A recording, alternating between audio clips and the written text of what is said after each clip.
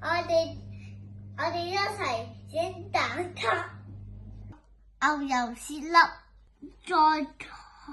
再落糖粉，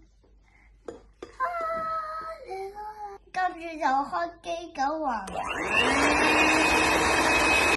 跟住就加餐翻碳埋，跟住就倒所有粉倒落去嗰機度，跟住就開機就混合。麵團已經整好，跟住就用芝士堡冚住落去。生時咗15分鐘，一試過食為粒粒，跟住就分開搓圓。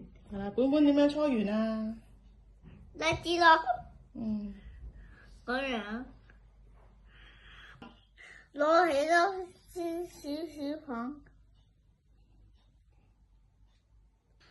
攞過嚟一邊就壓平，跟住就放落去個蛋撻模度，咁一撳推出嚟，一推，我哋完成咗啦，之後我哋去焗蛋漿啦。跟住我打雞蛋4隻，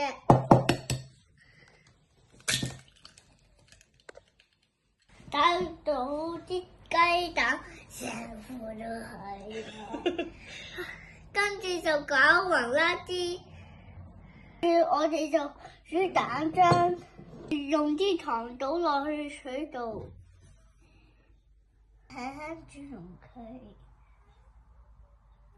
啲糖溶晒之後加奶，熄火，跟住就將嗰啲雞蛋糊嘅雞蛋同埋奶溝埋，一手攪勻，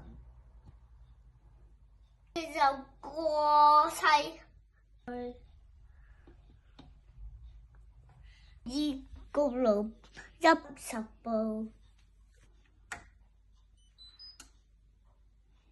用啲蛋倒落去啲模度嚟入爐啦。你整好蛋撻先至去晾餐先，完成啦。攞咗啲蛋撻攞嚟賣。耶！